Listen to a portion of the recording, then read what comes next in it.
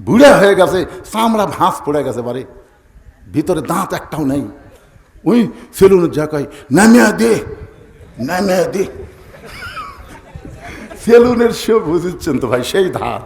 আর চামড়া ঘষমস দেখে ওর মতো দাঁতও নেই, বুঝছেন না? দাঁত থাকলে তো ওরা টান টান হয়, ভিতরে ঢুকে গেছে। এটি খুদ ধরে মারলে লিচে কাটিয়ে যায়, গোটা সেলুনে বদনাম হবি। যার কাছে দাড়ি সেভ করবে গেলে কাটিয়ে দেয়। ও এখন বলতে, চাচা আপনি দুটো পাও ধরি, চাচা আপনার এখন দাড়ি থোয়া লাগবে চাচা। তুই যে ভাবি হোক কামিয়ে দে। এখন কি করবি? কামিয়ে দিছে। সকালবেলা দাড়ি কামাছে, বিকেল বেলায় লোকটা মরতে পারে। আর প্রেশার বেশি আছিল, হার্ট অ্যাটাক করে মারা গেছে। এখন দাড়ি চাঁচা লিয়া কবর থুয়ে যাচ্ছে। মুনকিন নাকি এসে বলতেছে, আমার নাবিউকে, তোমার নবীকে। মানে হাজার রাজুল নবী কিন্তু হাজির করা হবে। এখানে আর একটা কথা, রাজনীতির উত্তর আছে। এখানে বলা হবে, আমার নাবিউকে, তোমার নবী, তোমার নেতাকে, আল্লাহুম্মা সাল্লি আলা সাইয়্যিদিনা। জোরে কোন কথা ঠিক কিনা? আমরা দরুদ পড়িনি, আল্লাহুম্মা সাল্লি আলা সাইয়্যিদিনা, তোমার নেতাকে। তখন আপনি কি বলবেন? আপনি যদি বলেন আমার নেতা, আমার নেতার চরিত্র ফুলের মতন পবিত্র, নামাজ পড়ে না, একক তো, এমন একটা স্ট্যান্ডার্ড লুঙ্গি পরে গেছে আর একটা শার্ট। কে রে জানেন স্ট্যান্ডার্ড লুঙ্গি?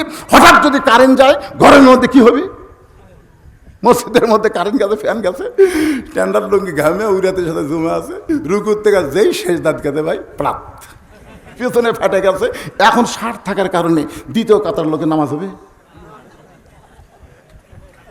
আর যদি ওর গায়ে একটা পাঞ্জাবি থাকতো, একটা জুব্বা থাকতো, লুঙ্গি খসে পড়লো, কারো কেবলা পরিবর্তন হতো না। কথা কন না, কথা বলে। কোন পোশাক পরে মসজিদ যাওয়া লাগবে এটাও জানা দরকার মুসলমানের। জোরে কোন কথা ঠিক কিনা? আমি বলতেছি না হাদ্দা জুব্বা বড় কথা বলতেছি না। যে পোশাক পরলে আপনি সিনেমা হলে ঢুকতে পারবেন না, সেই পোশাক কোনটা চিন্তা করে দেখেন তো, দেখেন। যে চেহারা করলে আপনি পাপ করতে পারবেন না, সে চেহারা কোনটা? এক মেয়ে আমাকে বলতে তো, হুজুর আমার স্বামীর চেহারা এত সুন্দর হুজুর, স্বামীকে বাহিরে গেলি মেয়েরা খালি তাকা থাকে হুজুর, আমার স্বামীর দিকে যখন অন্য মেয়ে তাকায় আমার খুবই খারাপ লাগে। তেমন একটা দোয়া দেন হুজুর, যে দোয়া আমল করলে আমার স্বামীর দিকে অন্য কোনো মেয়ে তাকাবি না, স্বামী দান খালি আমার একলার হয়ে যায়। আমি তখন বললাম, মা দোয়া লাগে। এমন একটা স্ট্যান্ডার্ড লুঙ্গি পরে গেছে আর একটা শার্ট। কে রে জানেন স্ট্যান্ডার্ড লুঙ্গি? হঠাৎ যদি কারেন্ট যায় ঘরের মধ্যে কি হবে? মসজিদের মধ্যে কারেন্ট গেছে, ফ্যান গেছে, স্ট্যান্ডার্ড লুঙ্গি ঘামে উড়াতের সাথে জমে আছে, রুকুর থেকে যেই শেষ দাঁত গেছে ভাই প্রাপ, পেছনে ফেটে গেছে। এখন শার্ট থাকার কারণে দ্বিতীয় কাতার লোকে নামাজ হবে। আর যদি ওর গায়ে একটা পাঞ্জাবি থাকতো, একটা জুব্বা থাকতো, লুঙ্গি খসে পড়লো, কারো কেবলা পরিবর্তন হতো না। কথা কন না, কথা বলে।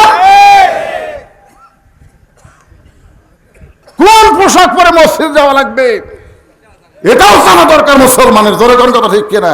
আমি বলতেছি না হাদ্দা জুব্বা বড় কথা বলতেছি না। যে পোশাক পরলে আপনি সিনেমা হলে ঢুকতে পারবেন না, সেই পোশাক কোনটা চিন্তা করে দেখেন তো, দেখেন। যে চেহারা করলে আপনি পাপ করতে পারবেন না, সে চেহারা কোনটা? এক মেয়ে আমাকে বলতে তো, হুজুর আমার স্বামীর চেহারা এত সুন্দর হুজুর, স্বামীকে বাহিরে গেলি মেয়েরা খালি তাকা থাকে হুজুর, আমার স্বামীর দিকে যখন অন্য মেয়ে তাকায় আমার খুবই খারাপ লাগে। তেমন একটা দোয়া দেন হুজুর, যে দোয়া আমল করলে আমার স্বামীর দিকে অন্য কোনো মেয়ে তাকাবি না, স্বামী দান খালি আমার একলার হয়ে যায়। আমি তখন বললাম, মা আপনার নামের আগে মানুষ হাজি বললো আপনার হজ কবুল হবে না। হজ করার আগে আপনি যে দলই করেন সমস্যা নাই, কিন্তু হজ করার পরে একমাত্র আল্লাহ ছাড়া অন্য কারো দল করা যাবে না। জোরে কোন কথা ঠিক কিনা? আয়েশা আমার হাতের মধ্যে হাত দিয়ে বলতে যে, হুজুর এটা কেউ বুঝে দেয়নি হুজুর। তো বোঝা লাগবে তো ভাইজান। তো এখন বুড়ি প্রশংসা করছে আল্লাহর, পরে বাড়ি চলে গেছে। বন্যা নামক গজব শুরু হয়ে গেল। গোটা পৃথিবী 40 দিন পানির তলে ডুবে থাকলো, এমনকি পাহাড় পর্যন্ত ডুবে গেল। 40 দিন পরে যখন পানি কমে যায়, এমন সময় নূহ নবীর নৌকা সুদি পর্বতে ভিড়ে গেল। আল্লাহ ডাকতে বলে নুহ নৌকার খবর কি? নুহ বলতেছে আলহামদুলিল্লাহ, ইমানদার বান্দা বান্দি যারা জীবিত আছে তারা, বেঈমান যারা ধ্বংস হয়েছে তারা। আল্লাহ বলে নুহ তাহলে তোমার কাছে কি খবর? নুহ বলতেছে এই নৌকার মধ্যে আমরা যারা আছি তারাই মাত্র জীবিত, নৌকা ছাড়া যারা বাহিরে তারা কেউ দুনিয়াতে আর জীবিত নেই। আল্লাহ বলে নুহ তাহলে বুড়ির খবর কি? নুহ বলতেছে আল্লাহ আমার মনই নাই। কি বুঝলেন? বিপদে পড়লে একটা নবী পর্যন্ত ভুলে যায়, আর আপনি পীর ধরে বসে আছেন। আপনি মনে করতে আমি পীর ধরছি রে, আমার কোনো টেনশন নাই। তোর বাবাই জান্নাতে যাবি কিনা আগে সেইটা চিন্তা করা লাগবে। তোর এখন কথা ঠিক কিনা? বিপদে পড়লে নবী পর্যন্ত ভুলে যায়। নূহ বলতেছে আল্লাহ বুড়ির কথা আমার মনেই নাই। আল্লাহ বলে তাহলে বুড়ির অবস্থা কি? বলে সবাই যখন মরে গেছে বুড়িও মরে গেছে। আল্লাহ কয় নূহ আজগুবি কোনো কথা বলা যাবে না। আজগুবি, আপনাদের এলাকায় আজগুবি মানে কি? ফাও কথা। আমার বিরুদ্ধে অনেকে কয় হুজুর এত টাকা নিয়ে কি করে রে, রাত গেলি এত টাকা। চাষ করলে বসে গল্প তার কিছু নেই। এইটা এই বলছি তাই আসবি, এই টাকা নিয়ে দেবি রে। হায় হায় রে, এরা কিন্তু আপনারা আজগুবি বলতেছেন। আপনারা তদন্ত করেন, আপনারা তদন্ত করে দেখেন যে এই যে আমরা কথা বলতেছি টাকা নিয়ে কি করে, বলতেছি কি করে, এটা একটু তদন্ত করা দরকার। আগে 12 শতক জায়গা মাদ্রাসা মসজিদের ছিল, এখন সেখানে জায়গা হয়েছে 235 শতক। কয়েক কোটি টাকা দিয়ে মাদ্রাসা মসজিদ এতিমখানা তৈরি করা হয়েছে। এইবারে আল্লামা সাইদি হুজুরের নামে একটা অডিটোরিয়াম নির্মাণ করা হলো, যেখানে পৃথিবীর কারো একটা টাকা দান নাই, সদকা নাই, সমস্ত টাকা হলো ওয়াজের পরে আপনারা যা দেন সেই টাকা দিয়ে আমি মাদ্রাসা মসজিদ এতিমখানা চালাই। আজ পর্যন্ত পৃথিবীর কেউ বলতে পারবে না যে ভবিষ্যতের মাদ্রাসায় আমরা একটা টাকা দান করছি। আমি দান চাই না। কি জন্য চাই না? যতদিন আল্লাহ আমার ওয়াজ রাখছে ততদিন ইনশাল্লাহ মাদ্রাসা মসজিদ এতিমখানা চলবে, আমি মরে গেলেও চলবে। এরকম কিছু ওয়াকফ সম্পত্তি মাদ্রাসার জন্য আমি রেখে যাচ্ছি। এটা আপনাদের টাকা, এটা আমার না। আপনারা যে ওয়াজের পরে দেন তাহলে তদন্ত করলে আপনাদের মন খুশি হবে না? কেরে আমরা আজগুবি কথা বলিবারে। আল্লাহ বলেন নূহ আজগুবি কোনো কথা বলা যাবে না, তদন্ত করে দেখো বুড়িটার খবর কি। নূহ নবী তদন্ত করতে গিয়ে দেখে বুড়ি তো দূরের কথা, বুড়ির ঝুবড়ি বাড়ি পর্যন্ত কিছুই হয়নি। নূহ নবী মাথায় হাত দিচ্ছে, হায় হায় হায় হারি, পাহাড় পর্যন্ত ডুবে গেল। একটা ভাঙ্গা চূড়া বাড়ি, সেই বাড়ি কিছু হয়নি। আচ্ছা বাড়ি যদি কিছু না হয় তাহলে বুড়ি? নূহ ডাক দিলেন বুড়িমা। সঙ্গে সঙ্গে বুড়ি টোপলা নিয়ে হাজির। নূহ বললেন বুড়িমা টোপলা কেন? রেডি হয়ে আছি বাবা, তুমি এসে আমাকে ডাক দিবা, আর আমি বাড়াতে দেরি করলে গজব যদি আসা যায়, এই জন্য রেডি হয়ে আছি, তৈরি হয়ে আছি।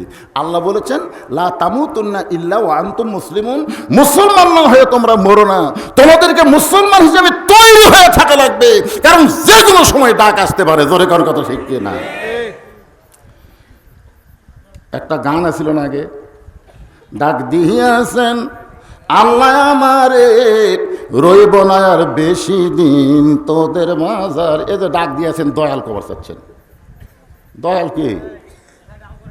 একটা লোক যদি সারা দেব দয়াল দয়াল দয়াল দয়াল দয়াল দয়াল দয়াল দয়াল, একটা সব পাবি, কোন একটা সব পাবি। আর একবার যদি আল্লাহু আকবার বলে, যদি আল্লাহ কবুল করে, 8টা জান্নাতের দরজা খুলে যাবে। জোরে খান সুবহানাল্লাহ। কতজনকে কত কি দিলাম, যাবার কালে একজন আরো দেখা না পাইলাম। ও আমার সাদের মালা যায় রে ছিঁড়ে, রইব না আর বেশি দিন তোদের মাজারে। তাহলে আমাদের তৈরি হয়ে থাকার দরকার আছে।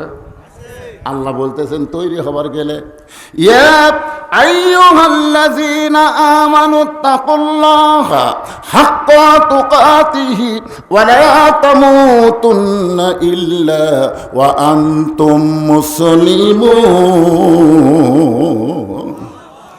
আচ্ছা মুসলমান মানে কি এখন কোন?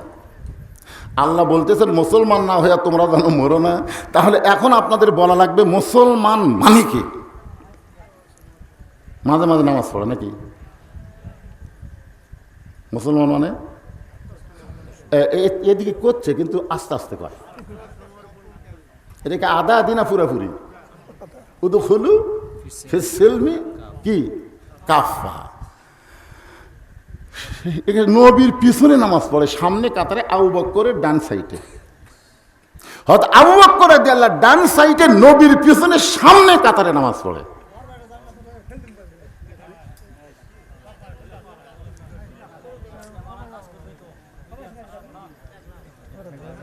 একটু ধৈর্য, আজকে ওয়াজই হবে, কিছুক্ষণ পরে আসবে ইন্নাল্লাহা মাআস সাবিরিন। কিছুক্ষণ সে আয়াত পড়িনি, এটার উপর তো মারাত্মক ওয়াজ হবে। সোলের মা হবি, ধৈর্য নেই, কেবল প্রসব বেদনা উঠছি, তোর পায়ের তলে সন্তানের জান্নাত। তুই মা হয়ে যদি চিল্লাচিল্লি করিস আর সিজার করিস তাহলে পায়ের তলে জান্নাত হবি। সিজার করলে জান্নাত হবি না। এটা আমাদের মতন, আমরা যে কয়টা উপর বসে আছি সব কয়টা নর্মালি হচ্ছে। আমার দাদি আমার কাছে তোকে বার করবার যে তোর মাথা লম্বা হয়ে গেছিল, পরে আমরা থেবে থেবে মাথা গোল করছি। এইগুলো মায়ের পায়ের তলে হলো জান্নাত। ধৈর্য নেই, কেন পেটের ব্যথা উঠলে সিজার করবো, যা সিজার করা বাচ্চা কি? আমাকে একজন কয় হুজুর আমার বাচ্চা খালি কান্দে, হুজুর একটু দোয়া টোয়া, দোয়া ভরে দেয় কান্দন থামে না, পানি ভরা দেয় কান্না থামে না। ওই মেয়েই বলতেছে, মাই বলতেছে এখন আর দোয়া দূর চলবে না হুজুর। কয়েকদিন পরে আমি বললাম মা এখন খবর কি? বলে আর কান্দে না। কোন দোয়াত কাম হলো? কই যখনই কান্দে আর বাপ মোবাইল চালু করে দেয়, যেই চালু করে দেয় তখনই কান্দা থামে। আমি বললাম মা সত্যি করে বলো তো তোমার এই সন্তান কি সিজার করা? হয় হুজুর। তাহলে তো কানবি, খারাপ জিনিস দেখলে থেমে দেবে। কি মন খারাপ করতেছেন? ধৈর্যের উপর আওয়াজ আসতেছে, একটু ওটা ক্যামেরা ঠিক করতে আপনি চেক করে ওঠেন, তার মানে ওটা ধৈর্য হলো। ইন্নাল্লাহা মাআস সাবিরিন, ধৈর্যশীলদের সঙ্গে কে থাকে? আরো জোরে, জোরসে বলুন লিল্লাহি তাকবীর। আল্লাহ যার সাথে থাকে তার কোনো টেনশন আছে? সুবহানাল্লাহ। একটু মনোযোগ দিয়ে শোনেন।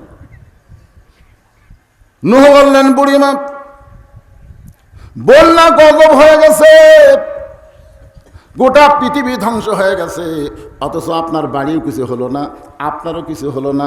আমি একজন নবী হয়ে জানতে চাই আপনি গোপনে গোপনে এমন কি আমল করেন যে আমল করার কারণে আপনার বাড়িও নষ্ট হয়নি, আপনারও ক্ষতি হয় নাই। বুড়ি বলতেছে বাবা গোপন কোনো আমল নয়, তুমি যখন বলেছিলে বন্যা গজব শুরু হলে আমার হাতটা ধরে নৌকায় উঠাবা, তখন আমি আলহামদুলিল্লাহ বলার কারণ হলো সবাই গরিবটা সংসার চালাবার পারে না, সকালবেলা কোনোদিন খাবার পাইলে রাতের বেলা খাবার থাকে না, কোনোদিন রাতে খাইলে সারাদিন আর খাওয়া থাকে না। হাসান হোসেন ক্ষুধার জ্বালা আমার কাছে খাবার চাই, আমি খাবার দিবার পারি না, আপনার কাছে যাই। ও গো আমার দুনিয়া থেকে কোনো ধনী ছেলে আমার জন্য পান নাই, এমন গরিবের সঙ্গে আমার বিয়ে দিয়েছেন, আমার জীবনটা কেমন হয়ে গেল। রাসূল কান্দের বলে ফাতেমা আল্লাহর পরে কাউকে যদি সেজদা দেওয়ার হুকুম থাকতো ফাতেমা, তাহলে তোরে বলতাম আলীর পায়ে সেজদা কর। ও ফাতেমা আমি দুনিয়ার ধনী যুবকের সঙ্গে বিয়ে দিবে চাইছিলাম, কিন্তু আল্লাহ তাআলা ঘটকালি করে আলীর সঙ্গে তোর বিয়ে দিছে। এখন বল রে মা, আল্লাহ যদি ঘটকালি করে তাহলে বল আমি নবী কি করতে পারি? সঙ্গে সঙ্গে ফাতেমা চোখের পানি মুসকে হাইতে বললেন বাবা আমার এমপির ঘরত যার পারবি, কথা কর না কেন? এসপির ঘরত, চেয়ারম্যানের ঘরত, প্রধানমন্ত্রীর ঘরত, আল্লাহর ঘরত। এই জন্য আল্লাহ বলেছেন লেবাসুত তাকওয়া, এমন পোশাক পরো যে পোশাকের কারণে তোমার ভিতরে আল্লাহর ভয় পয়দা হয়। এমন একটা স্ট্যান্ডার্ড লুঙ্গি পরে গেছে আর একটা শার্ট, কে জানেন স্ট্যান্ডার্ড লুঙ্গি হঠাৎ যদি কারেন্ট যায় ঘরের মধ্যে কি হবে? মসজিদের মধ্যে কারেন্ট গেছে, ফ্যান গেছে, স্ট্যান্ডার্ড লুঙ্গি ঘামে উড়াতের সাথে জমে আছে, রুকুর থেকে যেই শেষ দাঁত গেছে ভাই প্রাপ পেছনে ফেটে গেছে। এখন 60 থাকার কারণে দ্বিতীয় কাতার লোকে নামাজ হবে। আর যদি ওর গায়ে একটা পাঞ্জাবি থাকতো, একটা জুব্বা থাকতো, লুঙ্গি খসে পড়লো, কারো কেবলা পরিবর্তন হতো না। কথা কন না, কথা বলে কোন পোশাক পরে মসজিদ যাওয়া লাগবে এটাও জানা দরকার মুসলমানের। জোরে কোন কথা ঠিক কিনা? আমি বলতেছি না হাব্বা জুব্বা বড় কথা বলতেছি না। যে পোশাক পরলে আপনি সিনেমা হলে ঢুকতে পারবেন না, সেই পোশাক কোনটা চিন্তা করে দেখেন তো, দেখেন। যে চেহারা করলে আপনি পাপ করতে পারবেন না, সে চেহারা কোনটা? এক মেয়ে আমাকে বলতে, হুজুর আমার স্বামীর চেহারা এত সুন্দর হুজুর, স্বামীগুলো বাহিরে গেলি মেয়েরা খালি তাকা থাকে হুজুর, আমার স্বামীর দিকে যখন অন্য মেয়ে তাকায় আমার খুবই খারাপ লাগে। তেমন একটা দোয়া দেন হুজুর, যে দোয়া আমল করলে আমার স্বামীর দিকে অন্য কোনো মেয়ে তাকাবি না, স্বামী জান খালি আমার একলার হয়ে যায়। আমি তখন বললাম, মা দোয়া লাগবে না, তুমি তোমার স্বামীকে চাচা বানাও। যেই কছি চাচা বানাও, মেয়েকে হুজুর আপনি আলেম নাকি, স্বামী কোনোদিন চাচা বানান যায়? এই তো কি চাচা কবার কছি, চাচা বানাবার কছি, বানাবার। এমন চেহারা কর সমস্ত মেয়ে যেন তোর স্বামী চাচা কয়। ওই আমার কথা বলতো, ভাই স্বামীর হাত পাও তেল দিয়ে এমন বাধ্য করে, এখন দাড়ি 4 আঙ্গুল হসে, স্বামীগুলা বাইরে ঘুরতেছে, কোনো মেয়ে ওর স্বামীর দিকে তাকায় না। কেউ যদি ভুল করে তাকায়, চাচা সালাম আলাইকুম, কেমন আছেন চাচা? এখন স্বামী যদি কেউ চাচা কয়, বইয়ের কোনো সন্দেহ আছে? তাহলে চিন্তা করে দেখেন, রাস্তার মেয়েরা যখন তাকাবেন আপনার দিকে, এমন চেহারা হলো তাকওয়ার চেহারা। জোরে কান কথা ঠিক কিনা? যে চেহারা নিয়ে মসজিদের মধ্যে ঢোকা যায়, সিনেমার হলে ঢোকা যায় না, এমন চেহারা, এমন পোশাক হলো লেবাসুত তাকওয়া। জোরে কান কথা ঠিক কিনা? বুড়া হয়ে গেছে, চামড়া ভাঁজ পড়ে গেছে, বাড়ি ভিতরে দাঁত একটাও নেই। ওই সেলুনের জায়গায় নামিয়ে দে, নামিয়ে দে। সেলুনের সে বুঝছেন তো ভাই, সেই ধার আর চামড়া ঘোষমোষ দেখে ওর মধ্যে দাঁতও নেই, বুঝছেন না? দাঁত থাকলে তো ওরা টান টান হয়, ভিতরে ঢুকে গেছে, এটি খুদ ধরে মারলে সে কাটিয়ে যায়, গোটা সেলুনে বদনাম হবি, যার কাছে দাড়ি সেভ করবে গেলে কাটিয়ে দেয়। ও এখন বলতে, চাচা আপনি 2টা পাও ধরি, চাচা আপনার এখন দাড়ি থোয়া লাগবে চাচা। তুই যে ভাবি হোক কামিয়ে দে। এখন কি করবি? কামিয়ে দিছে, সকালবেলা দাড়ি কামাছে, বিকেল বেলায় লোকটা মরতে পারে। আর প্রেশার বেশি আছিল, হার্ট অ্যাটাক করে মারা গেছে। এখন দাড়ি চাঁচা লিয়া কবর থুয়ে যাচ্ছে, মুনকিন নাকি বলতেছে, আমার নাবিউকে তোমার নবীকে, মানে হাজার রাজুল নবী কিন্তু হাজির করা হবে। এখানে আর একটা কথা, রাজনীতির উত্তর আছে। এখানে বলা হবে, ওমান নাবিউকা, তোমার নবী, তোমার নেতাকে, আল্লাহুম্মা সাল্লি আলা সাইয়্যিদিনা। জোরে কোন কথা ঠিক কিনা? আমরা দরুদ পড়িনি, আল্লাহুম্মা সাল্লি আলা সাইয়্যিদিনা, তোমার নেতাকে। তখন আপনি কি বলবেন? আপনি যদি বলেন আমার নেতা, আমার নেতার চরিত্র ফুলের মতন পবিত্র, নামাজ পড়ে না, একক, কি গাঞ্জা খাই বলে 5 ওয়াক্ত, এ সাইড থেকে কয় রে? ওলা নেতার পিছনে সামসাগিরি করলে কবরে গেলে দোয়া খাবেন। জোরে কোন কথা ঠিক কিনা বলেন? আল্লাহ নবী বলে, মুনকিন নাকি আমার সুন্নত দাড়ি নিয়ে যে কবরে আসতে পারে নাই, ও যতই আমাকে নবী বলুক, আমি নবী তাকে উম্মাত বলে স্বীকার করব না। অন্তত দাড়ি নিয়ে কবরে যাওয়ার চিন্তা করা দরকার। জোরে কোন কথা ঠিক কিনা? এ কোন নেতারে?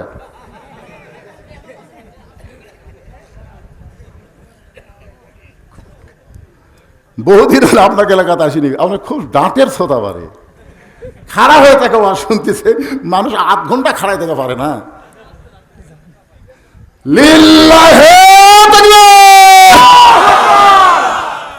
হযরত আলী বাহির থেকে নামাজের দৃশ্য দেখতেছে, হঠাৎ দেখতে পাই আবু যর গিফারি মসজিদ নববীর ভিতরে ফজরের সুন্নত আদায় করতেছে। ফজরের নামাজের আগে 2 রাকাত সুন্নত আছে না নাই? সর্বসাকুল্যে 12 রাকাত সুন্নত আপনাদের আদায় করা লাগবে। 5 ওয়াক্ত নামাজের 12 রাকাত। জোরে কোন কয় রাকাত? তার মধ্যে জোহরেরই হলো 4 রাকাত, আর আগে আর 2 রাকাত পরে। জোহরের হলো 6 রাকাত, 4 রাকাত আগে পড়া লাগবে, জোহরের পরে 2 রাকাত, মাগরিবের পরে 2 রাকাত, এশার পরে 2 রাকাত, আর ফজরের আগে 2 রাকাত। এই 12 রাকাত সুন্নত হচ্ছে সুন্নতে মুআক্কাদা। রাসূল বলেছেন ফজরের 2 রাকাত সুন্নতের এত দাম, আসমান জমিন বিক্রি করলেও ফজরের 2 রাকাত সুন্নতের সমান হবে না। আবু যার গিফারি যখন ফজরের 2 রাকাত সুন্নত নামাজ আদায় করতেছে, এমন সময় হযরত আলীর মন বলতেছে, আলী তুই নবীর কাছে বলেছিস ফজরের নামাজ পড়বো না, সুন্নত পড়লে অসুবিধা কি? তুই তো নবীর কাছে কইছি ফজর পড়বো না, ফরজ পড়বো না, ফজর পড়বো না। ফজর হলো 2 রাকাত, জোহর হলো 4 রাকাত, আসর হলো 4 রাকাত, মাগরিব হলো 3 রাকাত, এশা হলো 4 রাকাত। এই 70 রাকাত নামাজ লাইলাতুল মিরাজে আল্লাহ নবীকে দিয়েছে। এই মিরাজের নামাজ হলো ফরজ। জোরে কোন কথা ঠিক কি না? সর্বসাকুল্যে কয় রাকাত? 70 রাকাত। জোরে বলেন কয় রাকাত? আলী রে, ফজরের 2 রাকাত সুন্নত পড়লে তোর সমস্যা কি? হযরত আলী আবু যার গিফারির কাছে গিয়ে ফজরের 2 রাকাত সুন্নত নামাজ আদায় করেছে। আবু যার গিফারির বন্ধুর নাম হল হযরত আলী। আবু যার গিফারি আর হযরত আলী দুইজন কি কথা কন না কেন? দুইজন কি? ফাতেমা যখন বলে গেল, স্বামী গো, গভীর রাত্রে যখন মারা যাব আপনি আমাকে গভীর রাত্রে কবর দিবেন। দুনিয়ার কোন মানুষ যেন ফাতেমার পর্দার খেলাপের কোনো কিছু না পায়, ফাতেমার কবরের খবর যেন জানতে না পায়। আপনি আমার কবর খুঁড়তে যদি কষ্ট মনে হয়, আপনার আপন বন্ধু যদি কেউ থাকে তারে বলবেন সে যেন ফাতেমার কবরটা একটু গোপনে খনন করে দেয়। গভীর রাত্রে হযরত আলী আবু যার গিফারের জানলার কাছে ছোট বাচ্চার মতন ফোঁপায় ফোঁপায় কাঁদতেছে। আবু যার গিফারি ঘরের দরজা খুলে বলে, আলী রে, জীবনে বহু যুদ্ধ তোমার সঙ্গে করলাম ভাই, কোন যুদ্ধে তোমাকে কেমন করে কানতে দেখি নাই। আজকে তোমার জীবনে এমন কি যুদ্ধ শুরু হলো গভীর রাত্রে আমার জানলার কাছে? আলী বলতে যাবো, একজন পর্দা নিশি আজকে রাত্রে মৃত্যুবরণ করবে, রাতের বেলায় তাকে দাফন করা লাগবে। এখন তুই যা, জান্নাতুল বাকির পূর্ব কোণায় সবুজ রঙের একটা বাতি জ্বলবে আবু যার, ওই বাতি বরাবর একটা কবর কর। আবু যার গিফার বলে, আলী ভাই একটাবার বলো সে পর্দার সে নাম কি তোমার মুখস্থ নেই? আলী বলতে আবু যার 6 মাস আগে নবী দুনিয়া থেকে বিদায় নিয়েছে, আমার হাসান হোসাইন নানা নানা বলে কাঁদতেছে। এখন পর্যন্ত আমার 2টা সন্তানের চোখের পানি আমি বন্ধ করতে পারি নাই। বারবার আমার বুকের সামনে ঝাঁপতে বলে, বাবা নানারে খুঁজে কিন্তু নানারে পাই না, নানা ছাড়া হাসান হোসেন কেমনে থাকবো বাবা? 6 মাস আগে নবী দুনিয়া থেকে বিদায় নিয়েছে, নানা নানা বলে আমার 2টা বেটা কাঁদতেছে। আজকে গভীর রাতে এদের মা দুনিয়া থেকে বিদায় নেবে। আবু যার আমি কেমনে সহ্য করবো রে? আমার হাসান হোসেনকে কেমনে সহ্য করবো? যা যা একটা কবর কর। আবু যার গিফারি বলে, আলী আল্লাহর কাছে ফরিয়াদ করো, আল্লাহ ফাতেমার হায়াত যেন বাড়ায় দেয়। আলী বলতে তো হবে না, ফাতেমা আল্লাহর কাছ থেকে কবুল করে নিয়েছে। গভীর রাত্রে জান্নাতুল বাকির পূর্ব কোণায় গিয়ে দেখে সবুজ রঙের একটা বাতি জ্বলতেছে, যেই বাতির কোনো তার নাই, যেই বাতির কোনো সুইচ নাই, বিনা তারে বিনা সুইচ আমার আল্লাহ তাআলা অটোমেটিক ভাবে বাতি জ্বলাই দিছে। দুনিয়ার মুমিনেরা শোনো, তোমার কবরে জানলা নাই, তোমার কবরে দরজা নাই, তোমার কবরে বালিশ খাতা কিছুই নাই, কিন্তু নামাজের নূর নিয়ে যদি কবরে যাওয়ার পারো, তোমার কবরকে আল্লাহ তাআলা জান্নাতের টুকরা বানায়া দিবে। আবু যার গিফারি কোদালটা কবর খুঁড়তেছিলেন, সেই কবর খুঁড়তে খুঁড়তে তিনি পাগল হয়ে গেলেন। এই আবু যার হচ্ছে হযরত আলীর বন্ধু। যে সুন্নত শেষ করছে, আবু যার গিফারি বলতেছে, আলী ভাই এশার সময় কি ওয়াদা করলেন নবীর সামনে? আপনি করলেন ফজরের নামাজ পড়বেন না, তো কি? আলী বলতেছে, তুই আমার চাইতে বেশি জানিস। আবু যার গিফারি কান ধরে বলতেছে, নাউজুবিল্লাহ, আল্লাহর নবীর পরে এই দুনিয়াতে সবচাইতে যিনি বেশি জানে তার নাম হলো হযরত আলী। ধরে এখন সুবহানাল্লাহ। আল্লাহর নবীর পরে যিনি সবচাইতে বেশি জ্ঞানী তার নাম কি? হ্যাঁ, যখন হযরত ওমর ফারুক মদিনার খলিফা ছিলেন তখন আলী ছিল শিক্ষামন্ত্রী। আবু বকর যখন মদিনার খলিফা ছিলেন তখন আলী ছিল শিক্ষামন্ত্রী। নবী যখন মদিনার রাষ্ট্রপতি ছিলেন তখন হযরত আলী ছিল শিক্ষামন্ত্রী। ওসমান যখন মদিনার খলিফা ছিলেন তখন আলী ছিল শিক্ষামন্ত্রী। ধরে কেন সুবহানাল্লাহ। তার নবীর সময় থেকে ওসমান পর্যন্ত সব মন্ত্রী পাল্টালেও শিক্ষামন্ত্রীকেও পাল্টায়নি। আজকে আমাদের বাংলাদেশের শিক্ষামন্ত্রীকে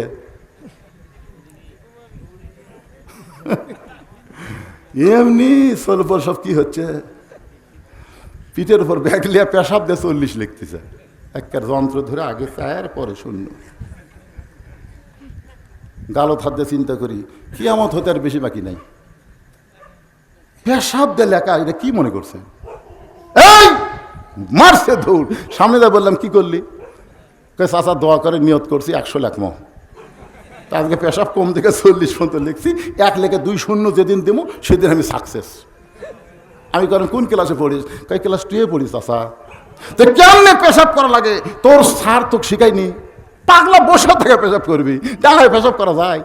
তখন বলে চাচা যে কি কয়, প্রাইমারি পেশাবখানা যায় দেখি চাচা আমার স্যারই খাড়া হয় পেশাব করে, আর স্যারই খাড়া হয়।